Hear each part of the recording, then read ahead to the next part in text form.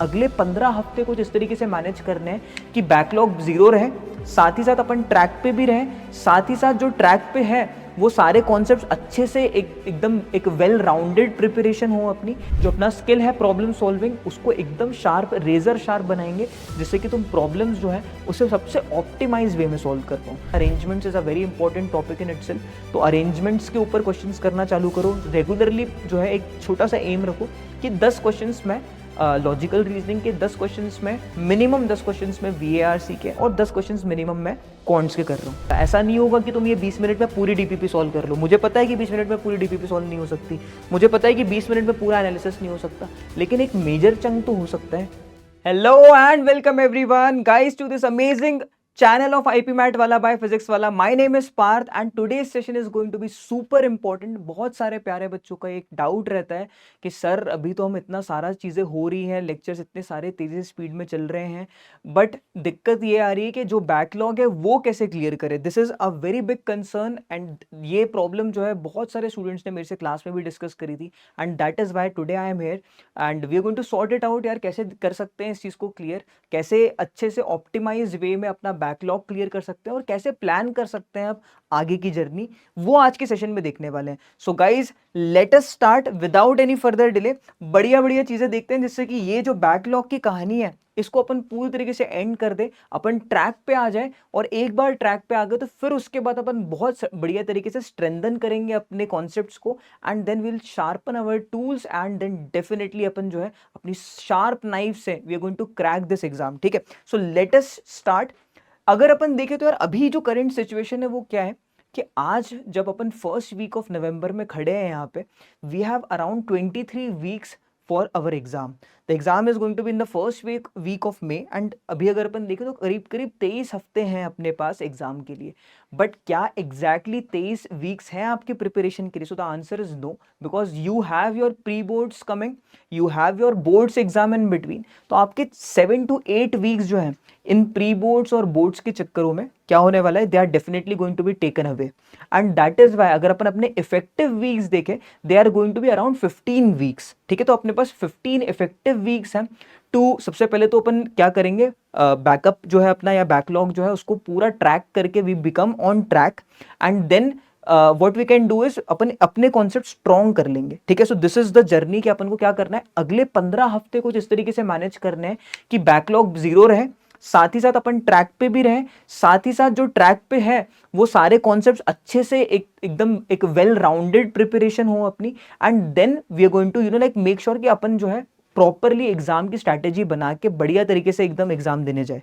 So this is the whole scenario right now and if you see over here कि यार अभी मैंने यहाँ पे भी यही लिखा है कि we have 15 weeks for active prep. ठीक है, एंड बहुत सारे बच्चे जो हैं उनका सिलेबस कंप्लीट नहीं हुआ है, बहुत सारे बच्चे हैं जिनको अभी भी ये दिक्कत आ रही है कि सर कैसे होगा, ज़्यादा अभी जो है ना लाइक एक डर का माहौल आ चुका है because pre boards are like right across the corner and डर चालू हो जाएगा बिल्कुल, it is very obvious. So I am here today guys, अपन मैनेज करेंगे, सारी चीज़ें डिस्कस करेंगे, एक फ्रेम बनाएंगे, और अगर तुमने ये चीज़ फॉलो कर ली, जो मुझे पता है कि मेरे बहुत सारे अच्छे स्टूडेंट्स जो हैं वो डेफिनेटली फॉलो करेंगे and then definitely they will see result as well. ठीक है, अच्छा ही रिजल्ट मिलने वाला है आपको अगर आपने ये सारी चीज़ें फॉलो करी। सो गाइस देखते हैं कि क्या क्या इंपॉर्टेंट है इस टाइम में करना। सो सबसे पहले तो यार अपन को क्या करना पड़ेगा, will have to optimize the limited time without any burnout. ठीक है, अभी जो अपने पास टाइम है उसको इतनी अच्छी तरीके से अपन मैनेज करेंगे कि यार कोई बर्नआउट ना हो। बर्नआउट क्या होता है कि यार अगर तुम एक दिन ढेर सारे पढ़ाई कर लेते हो तो अगले दिन पढ़ाई करने की इच्छा नहीं होती, ऐसा कभी भी नहीं होना चाहिए। ठीक है, so we are going to make sure कि अपन एकदम स्मॉल टारगेट्स डेली अचीव करेंगे, रेगुलरली अचीव करेंगे, जिससे कि ये बर्नआउट वाली सिचुएशन कभी भी क्रिएट ना हो। ठीक है, so this is the first important thing. Other things यार सबसे इंपॉर्टेंट चीज ये है कि यार अगर अब तुम्हारा तीनों में ही बैकलॉग चल रहा है, क्वांट्स, लॉजिकल रीजनिंग और वर्बल में, तो तुम्हें एक चीज तो समझ में आती होगी कि यार यहाँ पे कुछ ऐसे टॉपिक्स होते हैं जो बहुत कॉन्सेप्चुअली हैवी होते हैं और उनको वापस से बैकअप यानी कि बैकलॉग अपना क्लियर करना उन कॉन्सेप्चुअली हैवी टॉपिक्स का, वो डेफिनेटली जो है थोड़ा ज़्यादा टफ हो जाता है। बिकॉज क्या है कि आपके पास लेक्चर्स भी जो है वो भी ढेर सारे हैं उसका बैकलॉग में अगर अपन देखें, साथ साथ आपके पास क्वेश्चंस भी आपको ज़्यादा करने पड़ेंगे उस हैवी टॉपिक के and definitely it is going to take a lot of time.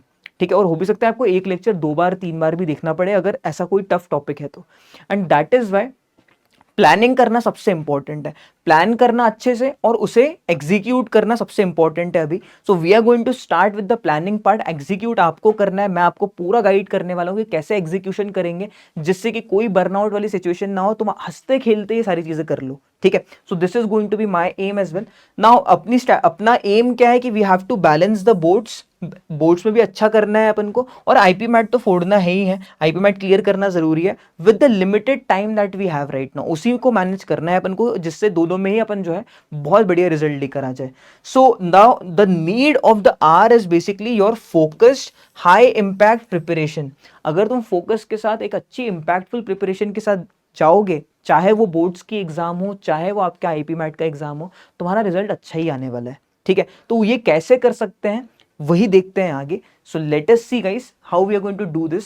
सो सबसे पहली चीज ये है कि यार जो की प्रिंसिपल है इस बैकलॉग को कवर करने का, वो ये है कि आपको प्रायोरिटाइज करना है वेटेज, ना कि comfort. Now most of the students in my chat box also this से कि सर ऐसा कर ले क्या कि जो छोटे वाले टॉपिक्स हैं, जो सिंपल टॉपिक्स हैं, क्या उन्हें पहले कर लूं? देखो, कर लो उन्हें पहले, अगर वो एग्जाम पॉइंट ऑफ व्यू से बहुत इंपॉर्टेंट है।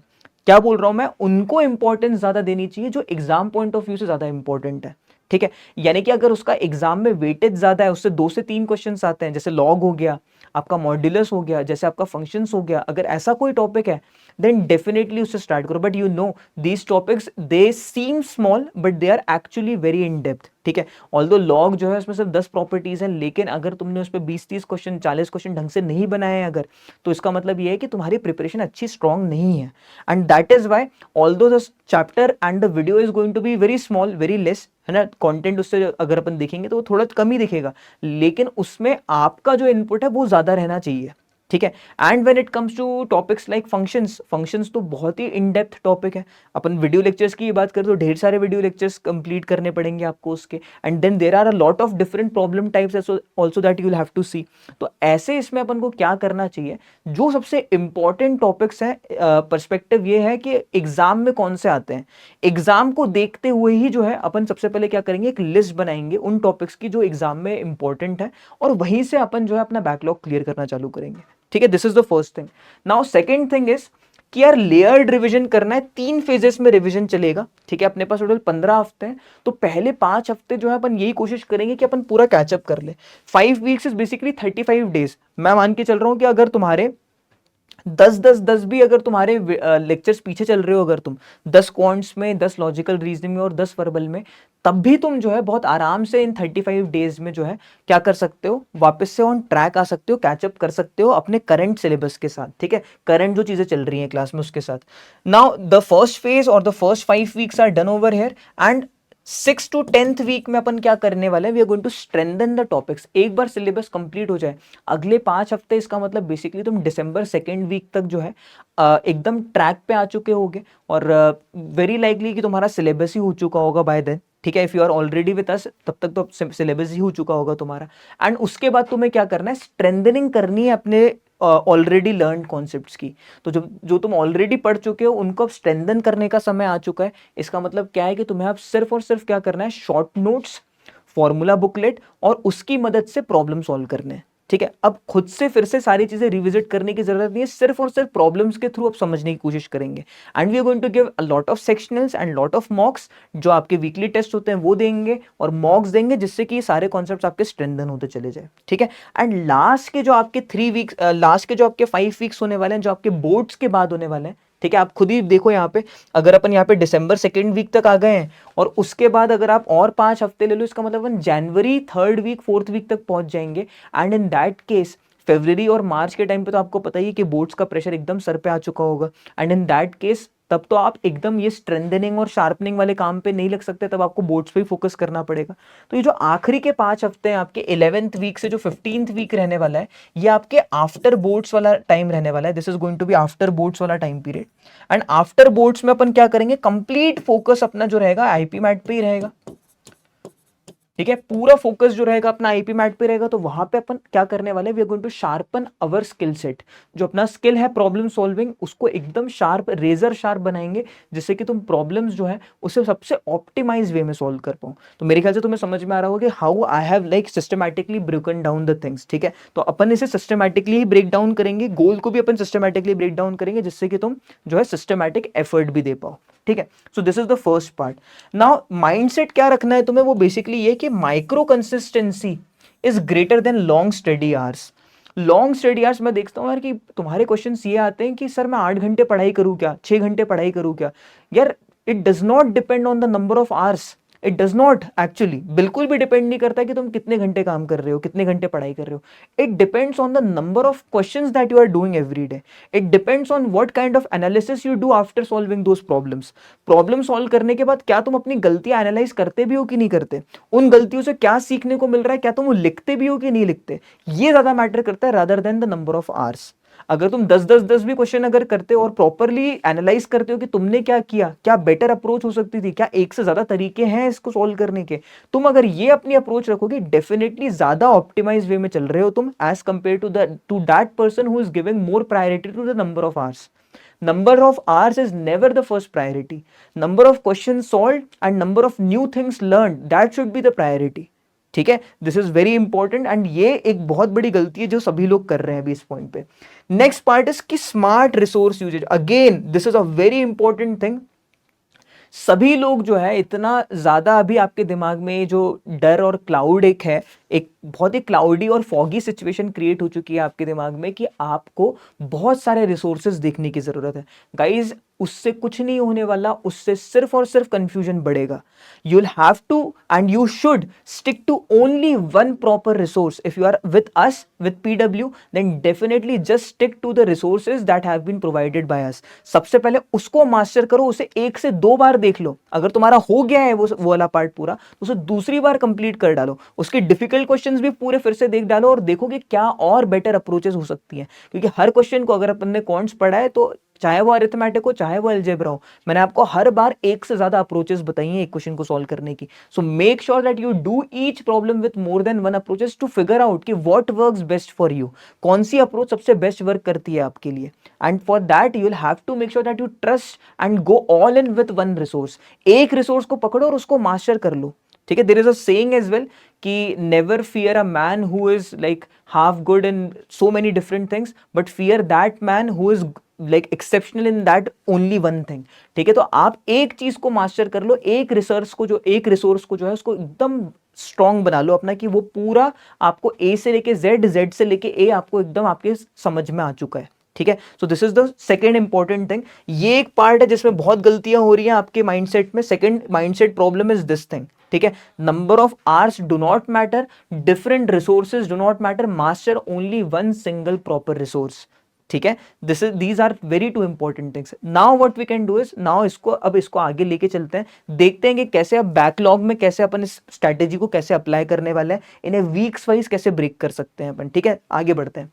So let us see guys, now assessing the backlog is very important. सबसे पहले यार अगर तुम्हें पता ही नहीं है कि तुम्हें क्या क्या कवर करना है, क्या क्या छूट गया है, तो फिर तो तुम्हारी बैकलॉग कवर करने की जर्नी ही स्टार्ट नहीं हो सकती। ठीक है, तो कभी भी अगर तुम्हें स्टार्ट करनी है ये जर्नी, तो सबसे पहले तो तुम्हें ये रियलाइज करना पड़ेगा कि छूट क्या गया है, क्या क्या है जो मैंने जो है which lectures I have not attended, which topics are not my strength, क्या मेरी वीकनेसेस हैं, कौन से ऐसे टॉपिक्स हैं जो हाफ कवर्ड है, हाफ छूट गए हैं, कहीं 2-3 लेक्चर से तो मैंने सिर्फ एक ही लेक्चर कवर किया हुआ है, ऐसा कुछ तो नहीं है, कुछ इनकम्प्लीट तो नहीं है। ये चीज रियलाइज करने की बहुत ज्यादा जरूरत है अगर आपने ये अभी तक नहीं किया है।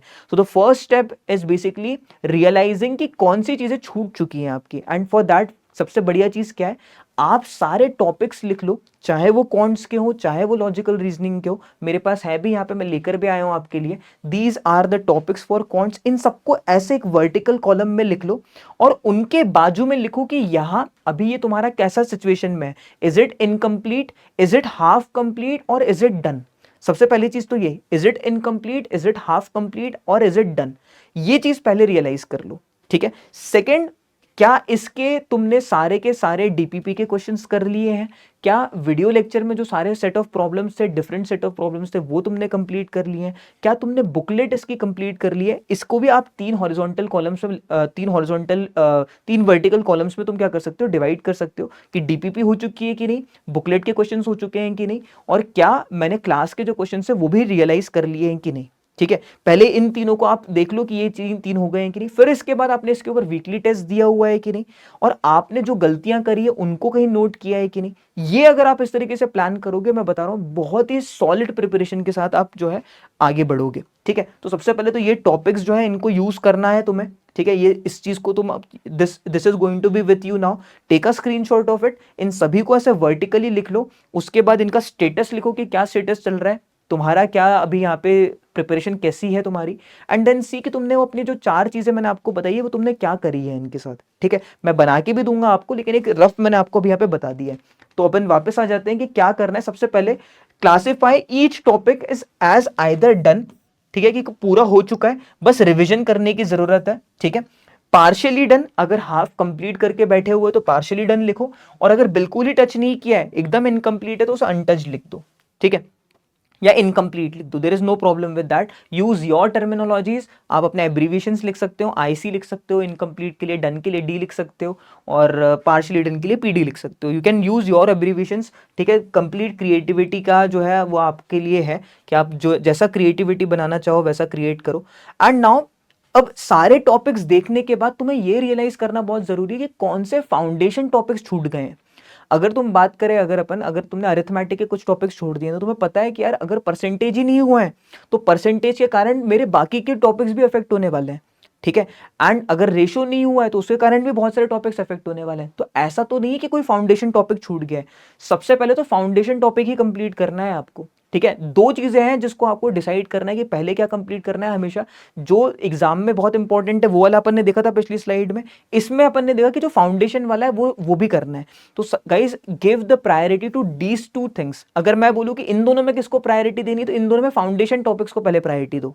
फाउंडेशन बनेगा तभी उसके ऊपर जो डिपेंडेंट चैप्टर्स है वो आपसे समझ में आएंगे।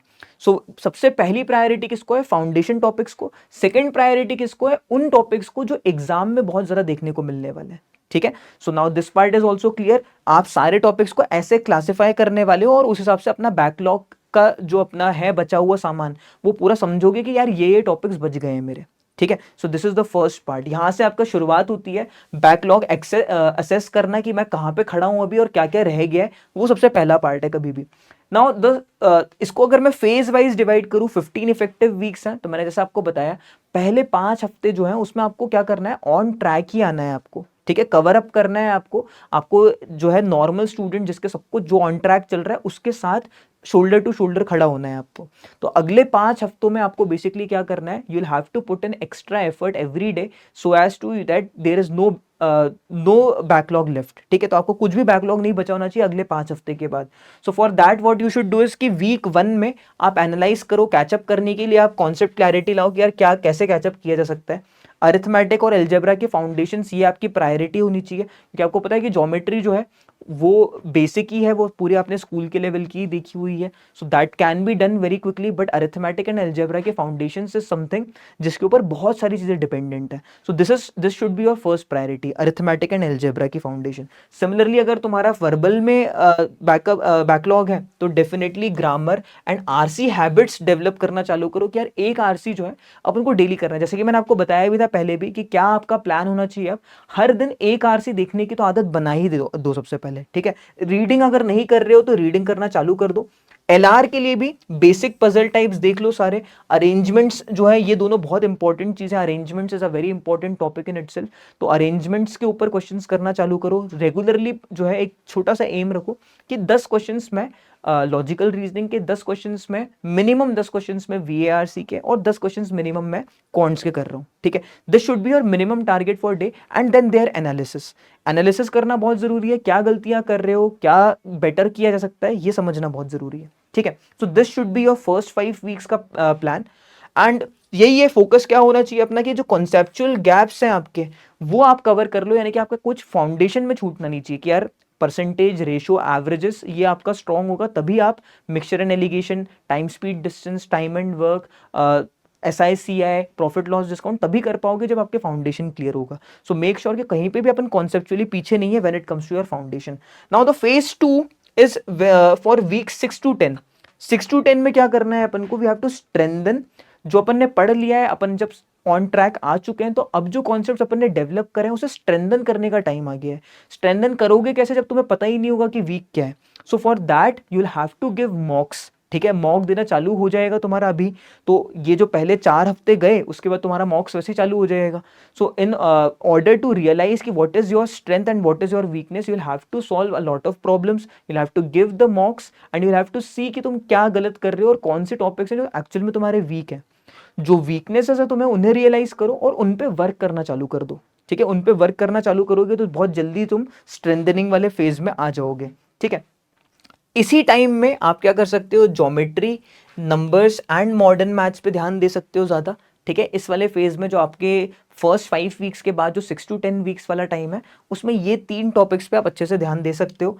एंड इसके अलावा अगर अपन बात करें वर्बल में, अगर अपन बात करें तो पैराजम्बल्स, वोकैबुलरी ड्रिल्स, इन सब चीज़ों पे फोकस कर सकते हो आप इन दिस 6 to 10 वाले वीक वाले फ्रेम में.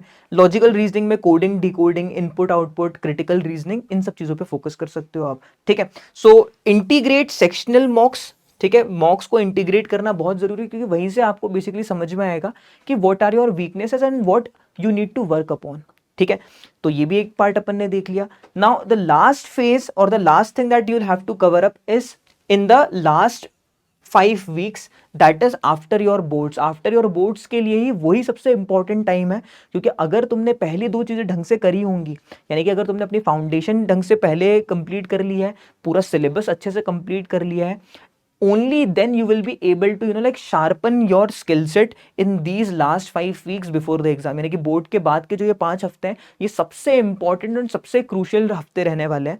बिकॉज यहाँ पे आप क्या करने वाले हो? आप एक्चुअल में बहुत क्रेजी तरीके से मेहनत करोगे सिर्फ और सिर्फ IP मैट के लिए and you are going to become a proper problem solving machine. ठीक है, and in order to become that you will have to give a lot of mocks. तो आप आखिरी के 5 हफ्ते जो बचे हैं उसमें 2 से 3 मॉक्स जो है हर हफ्ते ट्राई करिए एंड मेक श्योर कि आप उनका एनालिसिस कर रहे हो. आपने एक अपने पास बुकलेट रखी हुई है जहाँ पे आप सारे एरर्स लिखते हो, चाहे वो सिली हो चाहे वो कॉन्सेप्चुअल है, और वहां से फिर आप क्या करोगे? फिर से अपने आप को एक लूप में रखोगे कि यार मैं वापस से उसे करेक्ट करूंगा. And this is how you are going to make sure कि तुम्हारे आखिरी के 5 हफ्ते जो है वो सबसे बेस्ट टाइम हो तुम्हारा. ठीक है, टाइम बाउंडेड सेक्शनल देने की प्रैक्टिस करेंगे इस टाइम पे. सेक्शनल देना जो है वो भी एक बहुत बढ़िया तरीका है जैसे कि आप जो है टाइम मैनेजमेंट सीखो, कैसे एक लिमिटेड टाइम फ्रेम में अपना बेस्ट देते हैं ये सीखोगे इस टाइम में तुम. ठीक है, and lastly focus on your weak areas only after analysis. Analysis करने के बाद ही समझ में आएगा कि वीकनेसेस क्या है और उन पे वर्क करेंगे अपन. ठीक है, ये अपनी कहानी है अगले 15 हफ्तों की, क्योंकि अब अपन यहाँ पे आ गए हैं तो सिर्फ और सिर्फ ये सोचना कि बैकलॉग कैसे होगा वही सबसे इंपॉर्टेंट नहीं है, पर कैसे अगले 15 हफ्ते मैनेज करने हैं वो भी बहुत इंपॉर्टेंट है. वो भी मैंने आपको बता दिया है. बैकलॉग से रिलेटेड भी अभी अपन बात कर ही लेंगे. क्वांटिटेटिव का अगर बैकलॉग है तो उसे कैसे कवर करना है? Divide by topic clusters. आपको पता है कि जो आपका मैथ्स वाला पार्ट है या क्वांट्स वाला पार्ट है, it is basically divided into 5 major clusters, that is your arithmetic, algebra, geometry, number system and your modern maths. ठीक है, तो इनके सारे टॉपिक्स लिख लो. देखो कि अभी क्या स्थिति है, क्या इनमें से कुछ टॉपिक्स हैं जो कंप्लीटली आप कंप्लीट कर चुके हो, क्या कुछ ऐसे टॉपिक्स हैं जो पार्शियली डन है, कि कुछ ऐसे टॉपिक्स भी होंगे जो आपने बिल्कुल टच नहीं करे होंगे. पहले तो उन्हें क्लासिफाई कर दो एंड देन सी कि what you rate yourself out of 10. अगर मैंने अपने आप को देखा, जैसे कि मेरा एक टॉपिक अगर है सीक्वेंस एंड सीरीज, मैंने अपने आप को रेट करा कि I am rating myself as 7 in that. 7 का मतलब ये है कि मुझे पता है कि मैंने अभी पढ़ तो लिया है लेकिन आई एम नॉट श्योर कि मैं क्वेश्चन कर पाऊंगा कि नहीं कर पाऊंगा. अगर 10 क्वेश्चन करता हूं तो 10 में से बेसिकली मैं 7 कर पाता हूं. मैं ऐसे अपने आप को रेट कर रहा हूं. सो make sure that you rate your self on those. ठीक है, वो टॉपिक्स लिख के अपने आप को रेट करो कि यार मैं अभी इसमें वीक फील कर रहा हूं, इसका मतलब इन पे ज्यादा फोकस करने की जरूरत है. और साथ साथ उन्हीं टॉपिक्स में स्टार मार्क कर दो उन टॉपिक्स के लिए जो आपको पता है कि एग्जाम पॉइंट ऑफ व्यू से ज्यादा इंपॉर्टेंट है. वो भी मैं यहाँ पे भी करने वाला हूं, आप भी वैसा कर लेना. ठीक है, लास्ट में बैकलॉग के लिए क्या करना है? बैकलॉग का बेसिकली मतलब क्या है यार कि तुम्हें जो है तुम्हारा कोई लेक्चर छूट गया है और तुम्हें वो लेक्चर फिर से देखना है और क्वेश्चंस बनाने हैं, उस पर DPP सॉल्व करना रह गई है और बुकलेट सॉल्व करना रह गई. तो अब कैसे मैनेज करेंगे? So guys you will have to make sure कि तुम एवरेज 2 घंटा हर दिन एक्स्ट्रा देने वाले हो बैकलॉग के लिए। जब अपन ने यहाँ पे बात करी अगले 5 हफ्तों की, तो 5 हफ्ते ये मान के चलो कि तुम्हें 2 घंटे एक्स्ट्रा पढ़ाई करनी है, अपनी नॉर्मल आईपी मैट प्रिपरेशन के अलावा 2 घंटे एक्स्ट्रा बैठना है तुम्हें। ठीक है, 2 घंटे में करना क्या है बेसिकली, तो तुम्हें पता है कि हर क्लास का वीडियो जो होता है अराउंड 1.5 से 2 घंटे का होता है। उसको अगर तुम 1.25x या 1.5x पे भी अगर देखोगे तो वो करीब करीब 80 मिनट्स तो लेगा ही लेगा to get completely done. 80 minutes में आपको नोट्स भी बनाने हैं, ठीक है, एंड साथ साथ जो क्वेश्चंस जो अपन ने क्लास में करे होंगे उन्हें अच्छे से नोट करके रखना है कि कैसे वो क्वेश्चंस किए गए हैं। ठीक है, इसके बाद आपको क्या करना है, 80 मिनट्स के बाद you have to give 20 minutes more to give you give to the DPP, 20 minute दो डीपीपी के लिए। एंड उसके बाद आखिरी के जो आपके 20 मिनट बचते हैं वो सिर्फ एनालिसिस पे दो कि क्या समझ में आया, क्या समरी हो सकती है। So break down each and every day in 2 hours, 2 hours extra दो हर दिन, 2 hours extra every day, give 2 hours extra every day. ठीक है, एंड कैसे इसको ब्रेक करोगे, तो इन 2 घंटों में से 80 मिनट्स तो आपके वीडियो लेक्चर में ही चले जाएंगे। अगर आप लेक्चर पीछे हो तो 80 मिनट्स तो सिर्फ और सिर्फ वीडियो लेक्चर में चले जाएंगे आपके।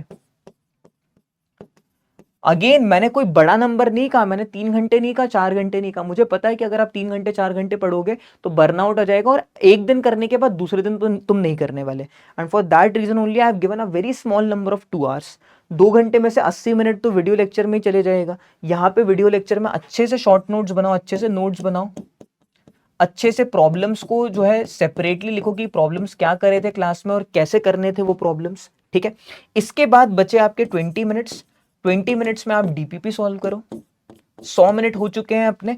अब लास्ट के जो 20 मिनट है उनमें आपने जो भी ये सब करा है, इसमें क्या सही किया, क्या गलत किया, क्या शॉर्ट नोट्स बन सकते हैं इसके, वो सारी चीजें करो, एनालिसिस करो and make the short notes. In these 20 minutes do the analysis and make the short notes.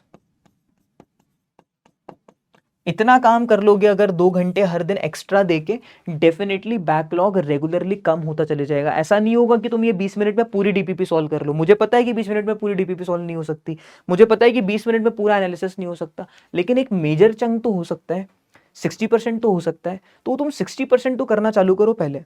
ठीक है, if you keep on doing that, ये 60% करा, अगले दिन तुम बैठे फिर से, तो पहले ये जो डीपीपी वाला पार्ट इनकम्प्लीट रह गया था वो पहले कंप्लीट कर डाला तुमने, ये 20 मिनट्स का एनालिसिस किया था तुमने वो 10 मिनट्स और कर डाला। अब क्या करो, सिर्फ वीडियो लेक्चर देख लो। फिर से कोशिश करो कि यार मैं वीडियो लेक्चर्स अभी देख ही लिया है, नोट्स तो बनी गए हैं, प्रॉब्लम्स तो कर ही लिए, तो यार डीपीपी पे अब मैं अगले इसमें कर लूंगा। इस तरीके से आप रेगुलरली बस ये 2 घंटे एक्स्ट्रा निकाल के इन 3 चीज़ों को प्रायोरिटाइज करते हुए अगर चलोगे, डेफिनेटली एक बहुत बड़ा चंक जो है हर दिन कम होता चले जाएगा। बस रेगुलरली करना जरूरी है यहाँ पे। ऐसा नहीं कि एक दिन करा फिर 2 दिन नहीं करा, फिर 2 दिन करा फिर 3 दिन नहीं करा। ऐसा अगर करोगे तो फिर कुछ भी ग्रोथ नहीं दिखेगी, फिर से एकदम जीरो वाली ही सिचुएशन फील होगी। रेगुलरली अगर कर लिया, यानी कि अगर 10 दिन की बात करें, 10 दिन में से 8 दिन कर लिया, 9 दिन कर लिया, अगर ये काफी रेगुलर है। ठीक है, आप एक रेगुलरिटी का ये मतलब मत समझो कि आप हर दिन कर रहे हो। बहुत मुश्किल होता है हर दिन चीजें मेंटेन करना, एंड हर दिन सेम आपका स्केड्यूल हो ये भी जरूरी नहीं है। सो मेक श्योर कि आप कभी भी अगर एक दिन स्किप कर जाते हो तो उसका अगला दिन स्किप मत करो बस। अगर आप 2 दिन कंटिन्यू स्किप कर दोगे ना तो फिर से जीरो जैसी फीलिंग आने लग जाएगी आपको। ये एक साइकोलॉजिकल इफेक्ट है। सो मेक श्योर कि आप रेगुलरिटी इस तरीके से मेंटेन करो कि आप अगर एक आध दिन भी आपका थोड़ा कम आ जाता है या बिल्कुल नहीं टच करते एक दिन, तो आप अगले दिन फिर से ऐसा ना करो। 2 बैक टू बैक डेज आपका मिस आउट नहीं होना चाहिए। ठीक है, अगर ये चीज पे ध्यान दे दिया आपने, डेफिनेटली चीजें जो है बहुत जल्दी ही जो है एकदम ट्रैक पे आ जाएगी। You will be in track with in the next 5 weeks. यही अपना एम है कि अगले 5 हफ्तों में आप इस तरीके से काम करो तो आप ट्रैक पे तो आ ही जाओगे सबसे पहले, और उसके बाद फिर स्ट्रेंथनिंग और बाकी सारी चीजें देखेंगे अपन। ठीक है, so let us move to the next part. Next part की तरफ बढ़ते हैं अपन। तो सबसे पहले तो ये आपके पास होना चाहिए कि क्या स्ट्रक्चर है, क्या क्या टॉपिक्स हैं। टॉपिक्स की क्लैरिटी नहीं है अगर तो आपकी प्रिपरेशन ढंग से हो ही नहीं सकती। सबसे पहले ये सारे टॉपिक्स लिखो, इनमें से रियलाइज करो कि सबसे इंपॉर्टेंट क्या। I am going to write star on those topics which are super important with the perspective of IPMAT exam. Functions is one of the super most important topic. इसके अलावा अगर मैं बात करूं तो इक्वेशंस इज वेरी इंपॉर्टेंट। ठीक है, इसके अलावा अगर मैं यहाँ पे देखूँ तो ratio proportion, percentage, SICI, these are very important topics. Mixture and alligation, time and work, इन पे हमेशा ही क्वेश्चन आया हुआ है. So these are very important topics. Other than that अगर मैं यहाँ पे देखूँ तो मैट्राइसिस एंड डिटर्मिनेंट पे हमेशा ही क्वेश्चन आए हैं. सीक्वेंस एंड सीरीज पे भी हमेशा ही क्वेश्चन आए हैं. PNC पे भी हमेशा ही क्वेश्चन देखने को मिला है आपको. और नंबर्स में अगर अपन बात करें तो नंबर्स में ये सारे ही इंपॉर्टेंट हैं और ये सारे ही बहुत छोटे छोटे हैं. तो numbers as a complete unit is very small. तो आपको नंबर्स तो देख लेना ही चाहिए. उसमें बहुत सारी टिप्स एंड ट्रिक्स होती है, जुगाड़ बहुत सारी होती है जो आप arithmetic as well as number algebra में भी यूज कर सकते हो. तो नंबर्स को आप मिस ही नहीं कर सकते बिल्कुल भी, क्योंकि नंबर्स की ट्रिक जो है ये आपकी पूरी की पूरी जो है अलजेब्रा में भी अप्लाई होगी और साथ साथ अरिथमेटिक में भी अप्लाई होगी. तो नंबर्स इज वेरी इंपॉर्टेंट क्योंकि इसमें बहुत सारी जुगाड़ है. ठीक है. अदर देन दैट अगर मैं देखूं यहाँ पे ज्योमेट्री में सुपर इंपॉर्टेंट क्या है सर, तो lines and angles and triangles, these two are super important. Circles is super important in this. ठीक है. तो ये कुछ टॉपिक्स है जिन पे आप बिल्कुल भी जो है you can like completely give all in to these topics first. इन अगर इसमें से किसी में कहीं आपको लग रहा है कि यार मेरा ये छूट गया है, सबसे पहले तो यार ये कवर कर ही लो. फाउंडेशन पहले ये कवर करो. फाउंडेशन में क्या क्या आ जाएगा तुम्हारा, ratio, proportion, percentage and averages. ठीक है, ये आपके फाउंडेशन में आ जाएगा. और ये तीन अगर हो गए यहाँ पे तो आप SICI, profit loss, mixture allegation, ये सब कुछ आप अच्छे से कर पाओगे. सिमिलरली यहाँ पे ये दोनों सुपर.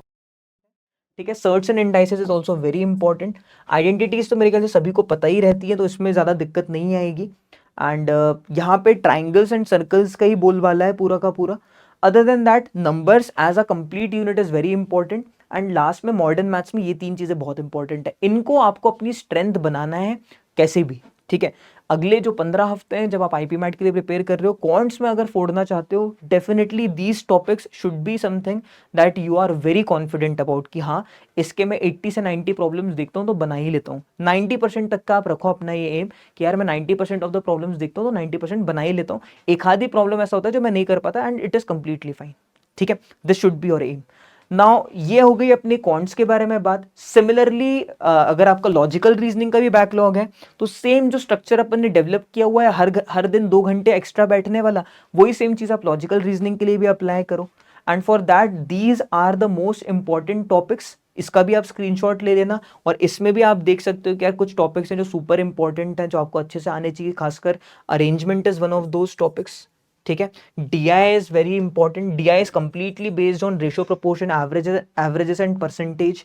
इसके अलावा सभी के ऊपर एक एक क्वेश्चन आपको देखने को मिल सकता है. तो ranking is very important, team formation is important, input output is important, syllogism is important. ये सब कुछ ही ज़्यादा इंपॉर्टेंट है when it comes to your JIPMAT exam and your Rohtak exam. So you will have to cover all of these things अगर इसमें से कुछ भी मिसिंग आउट है तो. ठीक है. एंड आगे बढ़ते हैं. यहाँ से भी मेरे ख्याल से तुम्हें स्ट्रक्चर तो समझ में आ गया. वही सेम चीज यहाँ पे भी अप्लाई करनी है लॉजिकल रीजनिंग के लिए. Now let us come to the ideal weekly study structure during boards. क्योंकि यार बीच में तुम्हारे बोर्ड्स भी आने वाले हैं तो बोर्ड्स में क्या करना है तुम्हें, बोर्ड्स के दौरान क्या करना है. अगर तुमने बोर्ड्स के दौरान ये सोचा है कि मैं बिल्कुल भी IP मैट नहीं पढ़ने वाला उस टाइम पे, तो ऐसा अगर तुमने कर लिया इसका मतलब तुमने सारी अपनी प्रिपरेशन बेसिकली जीरो कर दी. ऐसा आप बिल्कुल नहीं कर सकते कि आप अपना सब कुछ जो आपने IP मैट का पढ़ा है उसे कंप्लीटली साइड में रख दिया और सिर्फ बोर्ड्स पे ध्यान दे रहा है. ऐसा नहीं कर सकते. ठीक है. And for that you will have to make sure that you have certain balance between the both. ठीक है. थोड़ा सा बैलेंस क्रिएट करने की बहुत ज़रूरत है.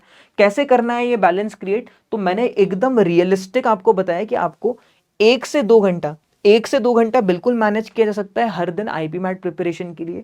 इन 1 से 2 घंटों में क्या करना है आपको, शॉर्ट टॉपिक्स रिकैप करने हैं. जो छोटे टॉपिक्स हैं उन्हें रिकैप करना है, उन्हें देखना है कि यार इसके क्या चीज़ें हैं. शॉर्ट नोट्स रिकैप करो, शॉर्ट नोट्स देखो एक बार.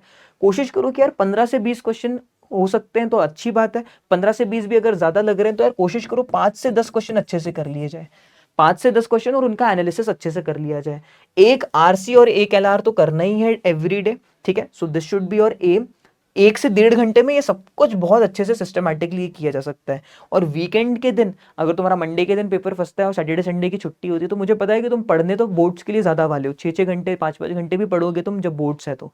बट क्या तुम उस दिन 1 की जगह 2 घंटे 3 घंटे निकाल सकते हो IP मैट के लिए? बिल्कुल निकाल सकते हो क्योंकि तुम पूरे दिन घर पे ही हो. ठीक है. एंड फॉर दैट मैंने इसीलिए वीकेंड्स के लिए आपको क्या बोला कि you have to just make sure कि आप 2 से 3 घंटे जो है निकालो आप, और इस दिन कोशिश करो कि एक पूरा टॉपिक रिवाइज कर लिया जाए। एक पूरा टॉपिक, चाहे वो लॉजिकल रीजनिंग का हो, चाहे एक पूरा टॉपिक हो वो क्वांट्स का, या एक पूरा टॉपिक हो वीआरसी का। और आपको पता है कि अगर 2 से 3 घंटे प्रिपेयर कर रहे हो तो आप 80 मिनट्स का एक वीडियो भी देख सकते हो। 1.5x में अगर आप देखोगे तो 80 मिनट में एक अच्छा वीडियो भी रिवाइज हो जाएगा, और साथ साथ उसके शॉर्ट नोट्स भी रिवाइज हो जाएंगे 100 मिनट 150 मिनट के अंदर। तो आराम से आप बहुत अच्छे से प्रिपेयर कर सकते हो during your boards going on as well. तो बोर्ड्स के टाइम पे जीरो नहीं होना है, अपन को ये सारी चीजें मेंटेन करके चलनी है, वरना बहुत दिक्कत आने वाली है। एंड लास्टली बोर्ड्स के वीक में क्या करो, थोड़ी सी वर्बल रीडिंग करते रहो, ठीक है, रीडिंग करते रहो। अगर बोर्ड्स का ही हफ्ता चल रहा है, इंपॉर्टेंट एग्जाम है, तुम्हें लग रहा है कि यार बिल्कुल पढ़ाई करने का टाइम नहीं है, तो उस टाइम पे रीडिंग हैबिट बना के रखो, और फॉर्मूला फ्लैश कार्ड्स अपने पास रखो।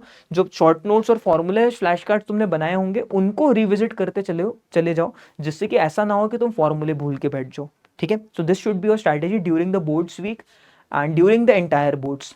Now let us move on to the time management formula. Time management formula एकदम सिंपल सा है कि तुम कभी भी अपने आप को बर्डन आउट नहीं करोगे, ठीक है। You will have to make sure कि तुम 40 मिनट अगर पढ़ रहे हो तो 20 मिनट का गैप ले लो, 45 मिनट्स पढ़ रहे हो तो 15 मिनट्स 10 मिनट्स का गैप ले लो, ठीक है। एंड लास्टली अगर अपन देखें तो सबसे ज्यादा जो मिस्टेक्स हो रही है ये आपको अवॉइड करनी है, ignoring verbal and LR while catching up with the quant. ऐसा अगर किया तो रिजल्ट टैंक हो जाएगा। सिर्फ क्वांट में मास्टर करने से कुछ नहीं होने वाला। एनालाइज नहीं करे अगर मॉक्स, और अपनी गलतियां एनालाइज नहीं करी, तब भी कोई जो है आपका भला नहीं होगा। You will have to analyse mocks in order to know your strengths and your weaknesses.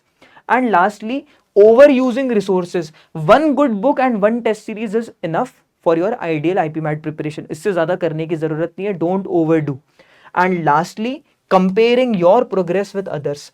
दूसरे से कंपेयर करके, दूसरे को देख के कि यार वो बेटर कर रहा है, उससे कुछ फायदा नहीं होने वाला, because it is at the end of the day it is you who is going to give the paper and it is you who is going to get the result for yourself, ठीक है।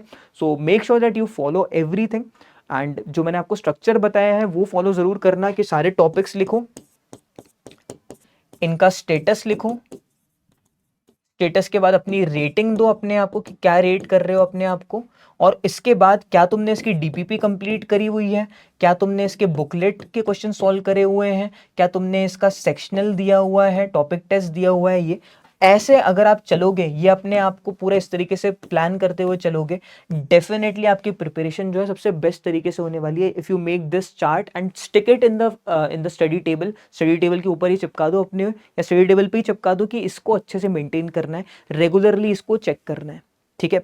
So this is it guys, make sure you follow it. मुझे पता है कि जो अच्छे students हैं, जो एक्चुअल में ड्रीम करते हैं IIM जाने का, वो डेफिनेटली ये फॉलो करेंगे, ठीक है। So all the best everyone, bye bye and take care.